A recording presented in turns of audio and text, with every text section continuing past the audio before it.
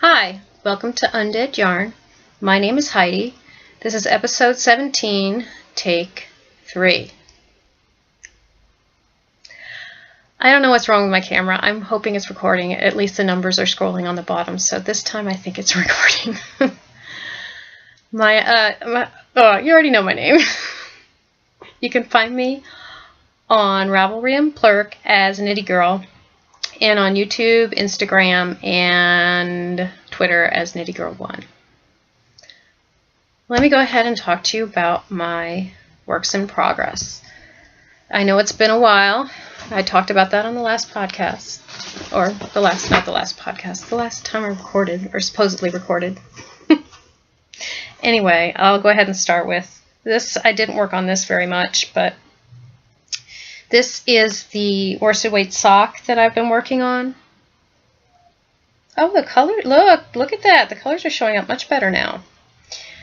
This is a worsted weight sock, and I'm knitting it on Chai Goose size 5. I think if I knit another sock with this yarn, I'm going to go down a couple sizes, probably to a 3, because it looks kind of wide, and I have a small foot.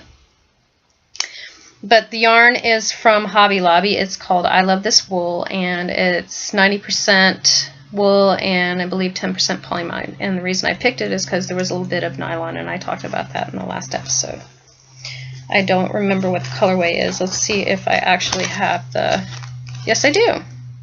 The colorway is Navajo, which is pretty good name for that because it's got some marled bits in it, and then there's a lot of brown throughout the yarn. And the other thing that I've been working on, and I'm almost finished, my leprechaun socks in my own yarn, in the Undead Yarn self-striping colorway, which is no longer available. The leprechaun sock will be available again next year around St. Patty's Day. I have one sock's all done, just needs this heel, and this one I just need to Kitchener and put in the heel, so hopefully these will be done in time for Easter instead of in time for St. Patty's Day. So I'm knitting these on size 0s, and I'm actually really liking that. I like the fabric. The only thing is it's taking longer, and I think I'm getting a little tired of knitting self-striping socks. So if you guys have ideas, I'm going to open a thread in the Ravelry group. If you have ideas for other things that you can knit with self-striping fingering weight yarn, let me know. Anything except a sweater, because I don't really want to worry about if the stripes are going to be too skinny or if they're going to be wide enough or anything like that. I'm looking more for accessories, so give me some ideas. I'm sure some of you have some really awesome ideas for self-striping yarn. And the other thing that I worked on is a shawl, and I was itching to cast on a shawl after that sweater. And I picked a simple shawl because I've been really busy, obviously, in the last couple of weeks since I didn't record. I went to a class at the Happy U, and I'm going to talk about that today.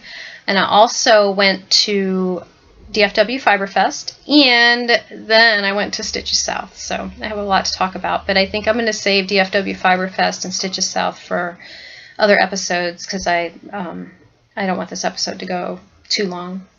I'm trying to keep them down because, as you know, we are all paying for our podcast to be put on iTunes now, and they charge by the megabyte, so I try to keep my episodes 30 minutes or less so that I can keep them small enough that I can compress them and put them as many on as I want per month, because it's by month that they decide how to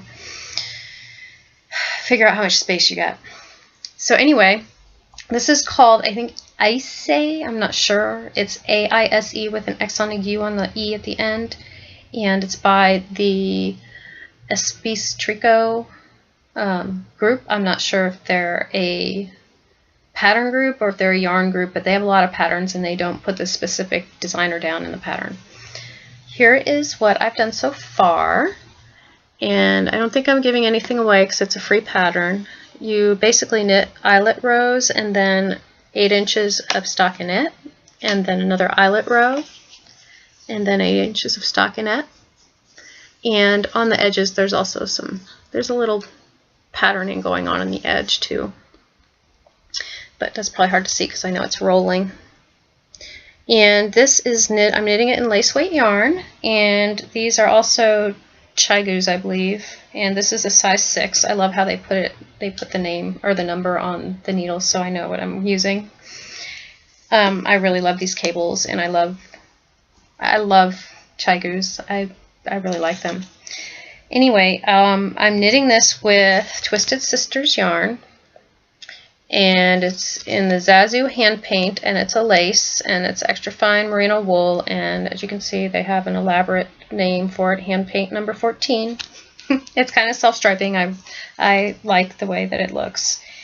And I have 2 balls of this, so I think what I'm going to do is just keep going until I get to the end, and then I'll finish it. I may not make it, it may not be as big as the ones that, or what the pattern calls for, but I'm a short person, so I think I'll probably be happy with the 2 balls of yarn that I have. It'll probably be long enough for me. And I'm also knitting on a shawl. It's a test knit for Elizabeth Green Musselman of the Dark Matter Knits podcast, but I haven't gotten very far on it, so I'm going to show that next time. I don't know if I'm going to make the test knit deadline. Sorry, Elizabeth.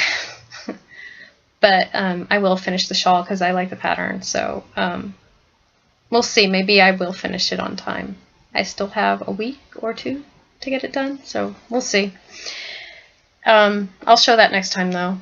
And I guess the next thing, I don't have any FOs, and the only spinning I've done is I spun the rest of my Western Sky Knits in the Blossom colorway. I didn't bring my bobbin up, but I will show it after I apply it with the other half. I'm hoping that they will line up so that I have stripes in the yarn when I knit it, but I did have a problem with my wheel, and part of the fiber got a little messed up, and I have it in a little tiny ball by itself somewhere. So I'll see if I can try to line up the colors, but I may not be able to. It may just end up being a very funky barber pulled yarn, which is fine with me. And I think what I'm going to go ahead and do is talk about my class at the Happy U and save, like I said, save the other things for next time. When we took the class, the first thing that she did is give us some raw fiber, and I didn't bring my my wheel. I didn't feel like dragging it up there, so I went ahead and bought a spindle. I need more practice on spindles anyway. If you can see this, really pretty cool. It's hard to see what the etchings are, but it's got little lambs, and it has flowers in it. This is by Wool Tree Mill. And the cool thing is that it's not only a top whorl, but you can flip it, and there's a hook up here, and it's a bottom whorl too. And I've just been using it as a top whorl because that's what I know. I haven't learned, or I haven't used a bottom whorl before, so that'll be fun for me to try. And what we did is we got raw fiber, and we worked with it. And the first fiber that she gave us was some mohair. And I'll show you what it looks like. This still has some veggie matter in it. I don't know if you'll be able to see it, but oh yes, you can see. This still has some veggie matter. So what we did is we took some fiber and just pulled. Look at that! It looks like somebody's hair. Look, it's curly like somebody's hair. What we did is we took some out and just spun it without doing anything with it to see what it was like, and then we took the mohair and we flicked it with a flicker. And then spun that. And I found this one kind of tricky to spin. I thought mohair was a little tricky because this is just, that's all it is. It's just mohair. It's not mixed with anything. So that was the first fiber. And then we were able to pick which one we wanted next. And I decided I was going to try the Corriedale.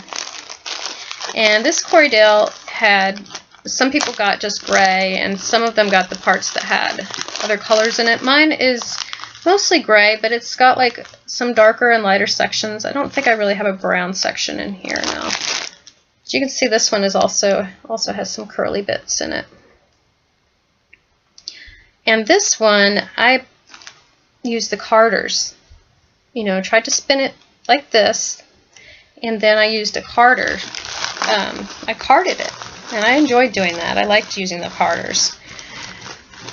You don't have to do it very much, just you card it as much as you want. You really just have to do it once or twice, and then you spin it. And then the last one that we used, and this one we tried to comb, and I need practice with combing. Apparently when you comb, you have to be careful that you don't comb the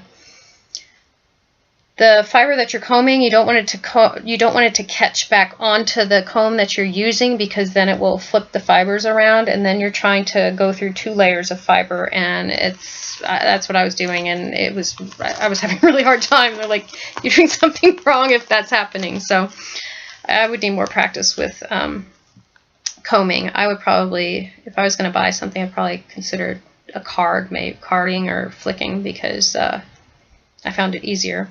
But people really like the combing because you can do it as much as you want. You can make it really fine. So anyway, this is the Romney, and the first time I saw Romney, I still think the same thing. Like, when you look at it, it looks like dryer lint. It looks like gray dryer lint. I'm like, why would you want to spin that? What in the world? So the Romney, this is what I tried to comb with the combs. And I had a hard time with it, and I was like, oh, I don't think I like this. I like carding better. But I think I just need more practice with combing. Anyway, you can see, I know where the Romney is because I can still see it right here. It's gray, and it's spun up very nice, very pretty. Very, very pretty. So it doesn't look like dryer lint after you spin it. And it's actually pretty easy to spin. That I found easy. The Corriedale wasn't too hard to spin. The hardest one, I think, was the mohair, because it's got a long staple length, and I don't know, I guess it's also fuzzy, very fuzzy, and fibers flying everywhere while you're spinning it. After that, what we did is we got to use, she had a hackle, which is like a big long comb, and she had a drum carder, but I didn't use the drum carder because I've spun bats before, so I didn't use the drum carder. And then she had some blending boards, and I got to, oh, and also on the hackles, what I did is she showed us how to make a ribbon yarn, or not a ribbon yarn, a ribbon roving, where you take different kinds of roving and blend them together a little bit, and then you pull them through a diz so that the colors kind of maintain each color. Like, say I put a blue, and that's kind of what I did. Let's see, I did a blue and a yellow and a purple, and then I blend them a little bit with a comb, but then I put them through a diz, and so they kind of kept their own colors next to each other. So I don't know if you can see the color in it, but oh yes, you can, right here. Look, see this yellow? There's yellow and blue and purple. This is the part that I put through the diz, and then I spun it. And that, I really like how that came out. It came out really, really funky. Reminds me a little bit of an Easter egg. It's like purple, you can see purples and yellows in it, and a little bit of blue. And then the last part, the last thing that I spun was, this is some alpaca. Somebody in the group had brought a bunch of alpaca, and he had carded it, but he's not a spinner, so he gave me some to spin, and that's the brown part right there. And I hadn't spun any of these fibers before. I own some of them, but I haven't spun them. So that was a lot of fun. It was very interesting spinning, especially on a spindle, because I'm not as good on a spindle as I am on my wheel. I like my wheel a lot, and I kind of gave up spindling because of my wheel. So that was interesting to spin on a spindle again. The other thing we did, this was really awesome. We got to use the blending board, and that's, I'm guessing, unless there's another way to do it, I think this is probably how people are making their poonies and their rollags, because that's what we ended up making. And let me see if I can find my rollag. I had it a second ago. Here it is. What I did is, you get a board, and it's got all these teeth on it. And it's a square board with teeth on it, and there's usually a little handle that's on the bottom, so you can put it on a table or put it on the ground or put it on your lap. And you put fiber on, a layer of fiber, and then you use your flicker or your comb to comb it through so that it gets in between all the tines, and you layer it. And so you can put as many layers as you want. And this is my rollag that I ended up ended up doing, after you're done, you take these 2 sticks and then you put that on, you put one in the front, one on the top and one in the back, and then you start rolling them off, and you can make poonies or you can make roll-lags, and mine's basically a big huge roll-lag. A lot of the other girls made poonies, and I made a big roll-lag.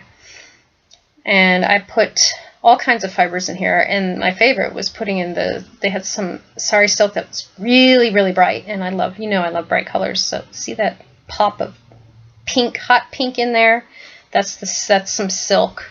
And then I also have some, here's some orange silk. Most of the really bright colors are from the sari silk. I did have some purple in there. That was a wool. So this is what my roll lag looks like, and it's hard to get it off the board looking really nice. So now I know why people charge so much for their roll lags and poonies, because it's a lot of work. You can see what it looks like this way. Isn't that neat? You can see some of the sparkle in there. I have some Angelina in there too. That was a lot of fun to play with, and I considered getting a blending board, but I have a lot of fiber that is already multicolored, and I really don't feel like at this point I'm not ready to start pulling it apart and playing with it. I kind of want it to, like, I bought it that way because I want to spin it that way, so at this point I'm not ready to start pulling my fibers apart and blending them together, so I probably won't get a blending board at this point, but who knows, maybe down the line I'll decide that I want to try it. It was a lot of fun doing the blending board. That was so much fun. It's like painting with fiber. So that was my class at the Lucky You, and it was a wonderful class. When the class was over, I bought that spindle I showed you, and I also bought a book. I don't see the book. It was a pattern book. I love Noro pattern books. I kind of collect them. So Cornelia Tuttle Hamilton put out some pattern books with self-striping yarn for Universal Yarns, and they had one of those, so I had to pick it up. And I think that if I look at all the stuff I've knit, I think she's the one I've knit the most patterns from, and they were all out of self-striping yarn. I'm going to go ahead and show you my enabling, and then I'm going to get into this shop news, and I already drew on the last podcast for the winner, so I know who the winner is. Thank you guys so much for entering my group. I'm very happy that I have over 150 people in the group now. Let's go ahead, and I'm going to show you that this is stuff that I've had, but I didn't get to talk about because I didn't record, so let me grab it. I'm sorry I'm going out of frame so much. I think I was more organized the first time, and now everything's on the floor because after I showed it, I threw it on the floor. Anyway, I told you guys that I was in the Unique Sheep Sip and Stitch Yarn Club, and this was the last shipment. I love it. It's browns and creams, and brown is actually one of my favorite colors. I think these are going to make lovely socks. It's super fine organic merino, and they said they have a bunch of pattern ideas for their graduated yarns on the website, so I think I'm going to go and look and see what they have suggested for socks. This is the bag that came with it. Isn't that cute? But first, coffee. I love the little coffee rings all over it. So when I knit these socks, they're going to go in here. And I don't remember what the coffee is because we already drank it. Seriously, if you want to know what the coffee was, you can go on the Unique Sheep board on Ravelry, and people always post spoilers. But all the coffee was good, and I'm very happy with all the things that I got in that club, so I would recommend the Unique Sheep Club, but I think I really like gradients. And the funny thing is, I don't think I've knit with any of them yet, but I love the yarn. Like, I love the idea of the gradient.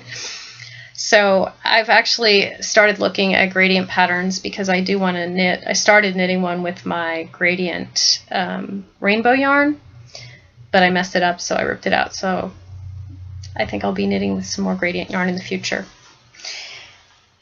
And speaking of gradients, I've been stocking Fiber Optic for the perfect gradient for me, and she only puts out one every week, so it's been a while. I've been very picky There were several where I almost bought it, and I'm like, no, that's not really quite what you want.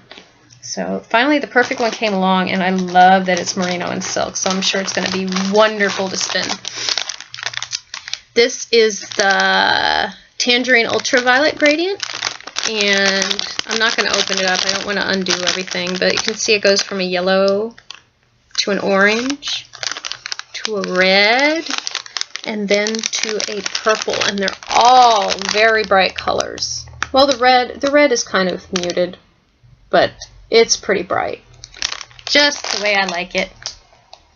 So this is going into my stash, and I will have to really get familiar with some gradient patterns. The other thing, last thing I wanted to talk about, well, I have two things. A couple things. First, I want to say thank you to those of you who have given me iTunes reviews.